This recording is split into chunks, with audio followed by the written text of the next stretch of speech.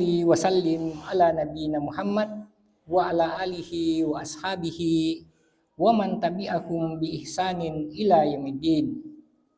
Faqad qala Allah Ta'ala fi kitabihil karim, ya ayyuhallazina amanu taqullaha haqqa tuqatih wa la tamutunna illa wa antum muslimun. Wa qala Rasulullah sallallahu alaihi wasallam, fa inna asdaqal hadisi kitabullah wa khairal hadi Muhammadin sallallahu alaihi wasallam wa syarral umuri muhdatsatuha wa kullu muhdatsatin bid'ah wa kullu bid'atin dhalalah wa kullu dhalalatin finnar summa ba'd. Ma'asyiral muslimin, jamaah salat subuh yang semoga dirahmati oleh Allah Subhanahu wa taala. Alhamdulillah, di subuh yang ke-9 pada hari ini Allah Subhanahu wa taala masih memberikan pada kita kesempatan. Allah Subhanahu wa taala masih memberikan pada kita waktu untuk bisa berkumpul di tempat yang penuh dengan keberkahan ini. Tentunya kita selaku seorang hamba Allah Subhanahu wa taala hadir di tempat ini untuk melaksanakan salah satu kewajiban kita kepada Allah, yakni melaksanakan sholat subuh secara berjamaah. Kemudian kepada Rasulullah Sallallahu Alaihi Wasallam mari kita kirimkan salawat dan salam kepada beliau, demikian pula kepada para keluarganya, kepada para sahabatnya, dan juga kepada seluruh umatnya yang senantiasa kemudian komitmen, yang senantiasa kemudian istiqomah di atas jalan Islam ini hingga hari kemudian. Jamaah subuh yang sama dimuliakan oleh Allah Subhanahu wa taala, tema yang kita akan angkat pada subuh hari ini adalah mahabbatullah wa alamatuhu. Bagaimana kemudian cinta seorang hamba kepada Allah Subhanahu wa taala wa alamatuhu, dan tanda-tanda daripada kecintaan yang dilakukan oleh sang hamba tersebut kepada Allah Subhanahu wa taala. Yang mudah-mudahan ya bisa kita sebutkan sampai tanda-tandanya. Ya, kalaupun tidak ya nanti kita akan lanjutkan pada kesempatan yang lain. Jamaah subuh yang sama dimuliakan oleh Allah Subhanahu wa taala, di dalam kehidupan kita sehari-hari kita seringkali mendengarkan kata cinta. Entah itu cinta kepada keluarga, cinta kepada teman, cinta kepada profesi atau pekerjaan, cinta kepada hobi, dan berbagai macam cinta yang lainnya. Kecintaan terhadap keluarga ya tentunya itu adalah merupakan ya suatu naluri yang sepatutnya ya memang harus ada ya pada diri kita. Apatah lagi misalnya seorang bapak, seorang ayah terhadap istrinya dan terhadap anak-anaknya. Kecintaan itu harus mutlak ada. Demikian pula ya kecintaan terhadap profesi, kecintaan terhadap pekerjaan. Ya, itu juga ya harus kita miliki. Ya, sebab bagaimana kemudian kita mau melaksanakan tugas kita? Bagaimana kemudian kita melaksanakan amanah kita dengan baik? Tentunya kalau kita tidak memiliki cinta, rasa kecintaan terhadap profesi, terhadap pekerjaan yang kita lakukan, yang telah diamanahkan pada diri kita tersebut. Ya. Demikian pula cinta terhadap ya hobi, kesukaan. Ya, itu juga ya adalah ya sesuatu ya yang memang ya ada pada diri kita. Tapi yang disalahkan adalah manakala kemudian misalnya kita cinta terhadap hobi atau kesukaan. Ya, angkatlah contoh misalnya ya kita yang suka atau penggemar bola, suka menonton bola. mengidolakan misalnya seorang pemain. Sehingga kemudian ya, dengan kecintaan tersebut, kecintaan terhadap hobi kita tersebut melalaikan diri kita, menjauhkan diri kita, ya, justru untuk ya, melakukan kecintaan terhadap Allah Subhanahu wa Ta'ala. Kenapa? Karena cinta kepada Allah Subhanahu wa Ta'ala itu adalah merupakan konsep yang sangat penting, konsep yang sangat agung di dalam ajaran agama kita. Cinta kepada Allah Subhanahu wa Ta'ala bukan hanya berarti kita cinta bahwasanya Allah adalah Tuhan kita, Tuhan adalah Rabb kita. Bukan sebatas itu. Tetapi cinta kepada Allah Subhanahu wa Ta'ala adalah mencintai segala sesuatu yang telah Allah Subhanahu wa Ta'ala ciptakan, yang Allah Subhanahu wa Ta'ala telah adakan di atas permukaan dunia ini. Yang ada di atas permukaan dunia ini, termasuk di dalamnya adalah diri kita sendiri, keluarga kita, demikian pula ya, sesama umat manusia. Ini semua adalah ya, cakupan daripada cinta seorang hamba kepada Allah Subhanahu wa Ta'ala. Di dalam Al-Quran begitu banyak ayat yang mengisyaratkan, begitu banyak ayat yang menyebutkan kepada kita. Salah satu di antaranya di dalam Al-Quran surah Ar-Rum ayat ke-21, di mana Allah Subhanahu wa Ta'ala berfirman, "Wa min ayatihi an khalaqalakum min anfusikum azwaja litaskunu ilaiha wa ja'ala bainakum mawaddatan wa rahmah." Kata Allah Subhanahu wa Ta'ala, dan di antara tanda-tanda kekuasaan Allah Subhanahu wa Ta'ala bahwasanya Dia, Allah Subhanahu wa Ta'ala telah menciptakan, ya, Allah Subhanahu wa Ta'ala telah menciptakan untukmu istri-istri dari kaummu sendiri. Allah telah menciptakan istri-istri atau pasangan-pasangan untuk diri kita. Supaya apa? Kita kemudian bisa merasa tentram, kita merasa cenderung, dan kita juga kemudian ya, merasa aman dan memiliki sifat kasih sayang di antara kita.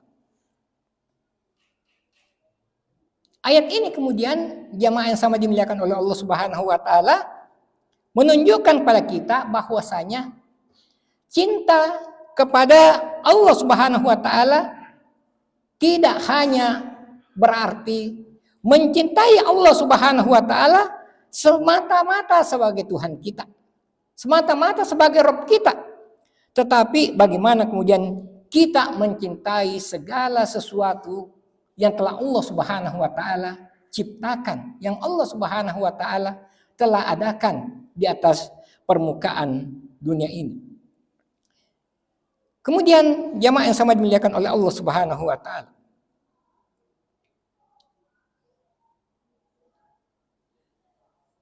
berkaitan dengan ya pengertian cinta itu, beberapa perkataan ulama kita yang berkenaan dengannya. Di antaranya yang pertama adalah perkataan Imam Al-Ghazali. Perkataan Imam Al-Ghazali. Ya mungkin ya kita ya sudah sering mendengarkan ya nama beliau, nama Imam Al-Ghazali ini, pengarang kitab Ihya Ulumuddin. Dan begitu banyak lagi kemudian buku-buku beliau yang telah ditulis dan banyak beredar ya di saat kita, di zaman kita ya sekarang ini. Beliau mengatakan bahwasanya cinta kepada Allah Subhanahu wa Ta'ala itu adalah merupakan perasaan cinta yang tumbuh dalam hati seorang hamba terhadap Allah Subhanahu wa taala yang diwujudkan, yang dimunculkan dalam bentuk ketaatan, dalam bentuk ketakwaan, dan dalam bentuk pengabdian. Jadi dari pengertian ini, jamaah yang sama dimuliakan oleh Allah Subhanahu wa taala, dapat kita pahami bahwasanya manakala kemudian seorang hamba Allah Subhanahu wa taala telah menanamkan di dalam diri mereka tentang bagaimana kemudian dia harus senantiasa melakukan perbuatan ketaatan. Dia senantiasa kemudian menghambakan dirinya kepada Allah Subhanahu wa taala. Melakukan semua perintah-perintah Allah Subhanahu wa taala yang ada di dalam Al-Qur'an. Dan tentunya juga kemudian mengamalkan sunnah Rasulullah sallallahu alaihi wasallam dalam hadis-hadis beliau. Ini semua adalah bentuk ketaatan. Tatkala kita meninggalkan semua larangan Allah dan meninggalkan amalan-amalan yang tidak pernah dicontohkan, yang tidak pernah diajarkan oleh Rasulullah, kita semua tinggalkan, ini adalah bentuk ketaatan kita selaku seorang hamba. Yang mana kemudian dengan ketaatan tersebut yang telah kita amalkan, yang telah kita kerjakan pada diri kita, hal itulah yang menyebabkan kemudian tumbuhnya yang namanya ketakwaan itu. Tumbuh ketakwaan di dalam diri kita. Kemudian perkataan yang kedua, jamaah yang sama dimuliakan oleh Allah Subhanahu wa taala, perkataan Ibnu Qayyim Al-Jauziyah. Perkataan Ibnu Qayyim Al-Jauziyah. Beliau mengatakan bahwasanya yang dimaksud dengan cinta kepada Allah Subhanahu wa taala adalah perasaan cinta yang paling agung dan paling mulia. Perasaan cinta yang paling agung dan paling mulia karena Allah Subhanahu wa taala adalah Tuhan yang paling berhak untuk dicintai dan paling berhak untuk dipuji. Ini perkataan Ibnu Qayyim Al-Jauziyah berkaitan dengan konsep cinta seorang hamba terhadap Rabb-nya. Cinta seorang hamba terhadap penciptanya, yaitu Allah Subhanahu wa taala. Yang mengatakan bahwasanya sesungguhnya cinta kepada Allah itu adalah merupakan hal yang paling agung, yang paling mulia tentunya di dalam ajaran agama kita. Ya, sebab kenapa? Tentunya kita sudah memahami, kita sudah menyadari bahwasanya Allah Subhanahu wa taala adalah pencipta kita. Allah Subhanahu wa taala yang telah memberikan pada kita begitu banyak karunia. Allah Subhanahu wa taala yang begitu banyak memberikan rahmat pada diri kita. Makanya kemudian seorang hamba haruslah kemudian betul-betul perlu menyadari tentang hal ini. Kalau kemudian Allah Subhanahu wa taala telah memberikan begitu banyak rahmat dan kasih sayangnya, maka semua bentuk rahmat dan kasih sayang tersebut haruslah kemudian dibalas tentunya dengan melakukan perbuatan ketaatan kepada Allah Subhanahu wa taala. Kalau kemudian Allah Subhanahu wa taala memberikan kepada kita kesempatan, memberikan kepada kita waktu, maka kita pergunakan waktu kita, kesempatan kita betul-betul untuk menghadirkan diri kita kepada Allah, menghambakan diri kita kepada Allah Subhanahu wa taala. Jangan sampai kemudian kita kupur, jangan sampai kemudian kita ingkar dengan rahmat yang Allah Subhanahu wa taala berikan pada diri kita tersebut. seorang hamba tatkala kemudian ingkar terhadap kufur dengan rahmat yang Allah telah berikan pada diri mereka tersebut. Allah misalnya kemudian memberikan kesehatan, tapi dia tidak memanfaatkan kesehatannya untuk banyak beribadah, untuk banyak mendekatkan dirinya kepada Allah Subhanahu wa taala. Maka tentunya kalau hal ini terjadi pada diri kita, itu artinya kemudian kita tidak bersyukur dengan nikmat kesehatan yang ada pada diri kita tersebut. Begitu banyak saudara-saudara kita di luar sana, apalagi kemudian yang diberikan ujian, yang ditimpakan musibah berupa penyakit oleh Allah Subhanahu wa taala, ingin seperti apa yang kita rasakan saat ini di dalam bulan suci Ramadan seperti ini.